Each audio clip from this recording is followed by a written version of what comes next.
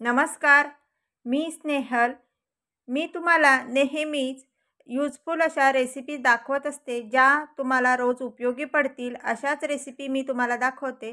तशीच रेसिपी आज मी तुम्हाला घेऊन आलेली आहे आणि ही रेसिपी अगदी खूप सोपी आहे. आता त्यासाठी आपण असे साबुदाणे रात्री भिजत ठेवले होते.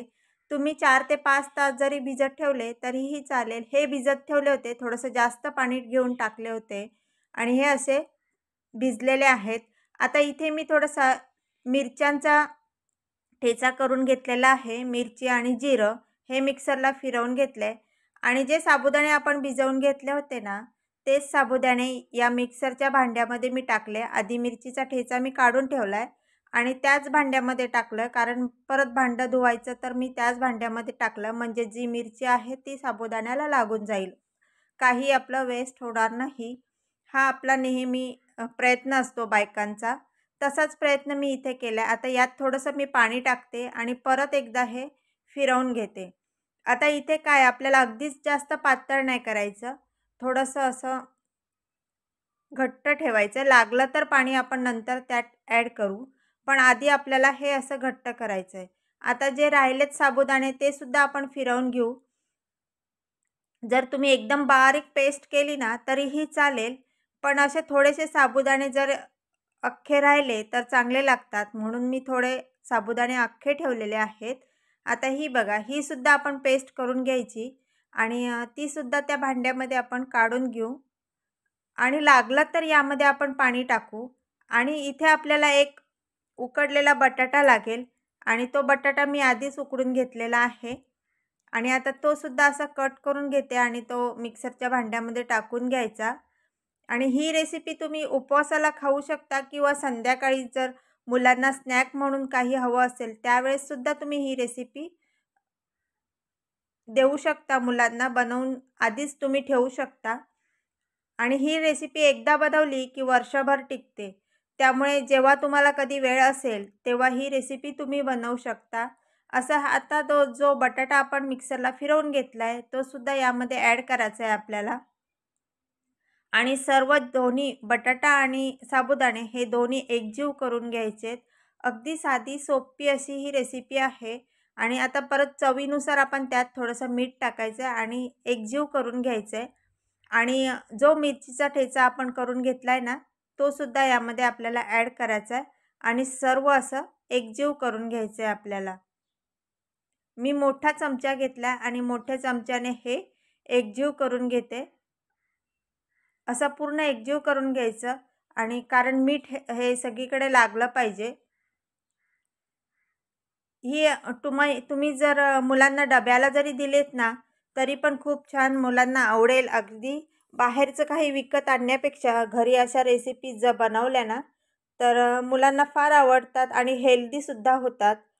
आता इथे आपण एक ग्लास घेतला आहे आणि हा रिकामा ग्लास घेतला आहे. एक पायपिंगची बॅग घेतली आपण. इथे तुम्ही कोणतीही पिशवी घेतली तरी चालेल, मिठाची किंवा आपली सामानाची एखादी पिशवी दुधाची वगैरे घेतली तरीही चालेल. आता मी ही ते पायपिंग बॅग घेतलेली आहे आणि आता या बॅगमध्ये आपण पिशवीमध्ये हे भरून घ्यायचं आहे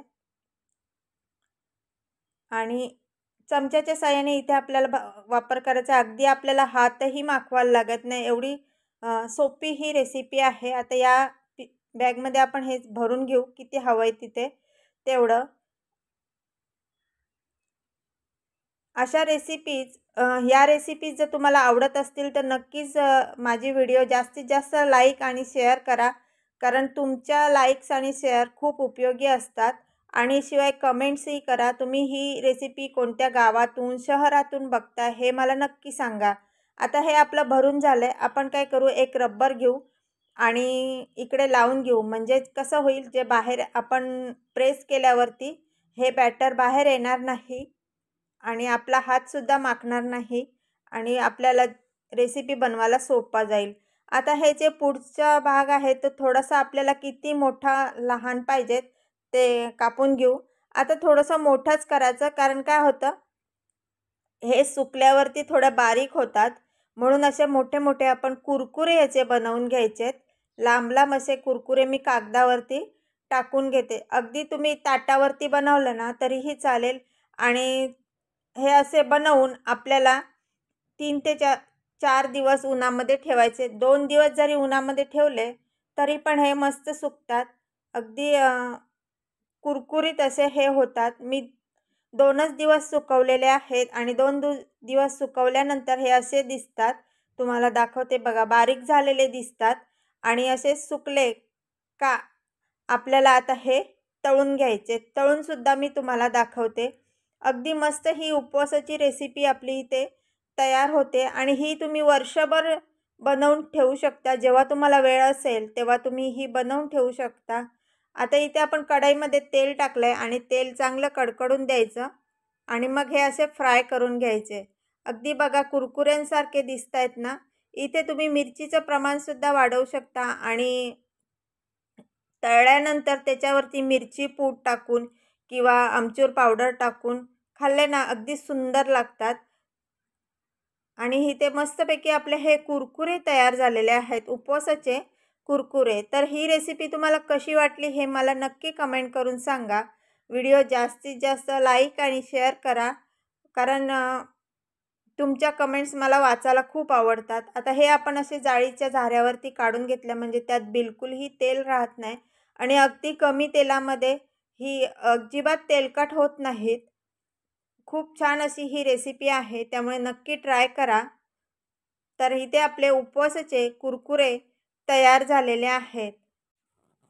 तुम्हाला मी एक कुरकुरा असा तोडूनही दाखवते. अगदी किती खुसखुशीत आहे हे तुम्हाला तोडल्यावर लक्षात येईल. खूप मस्त असे खुसखुशीत, अगदी सहज तुटणारे आणि तोंडात विरघळणारे हे आपले कुरकुरे.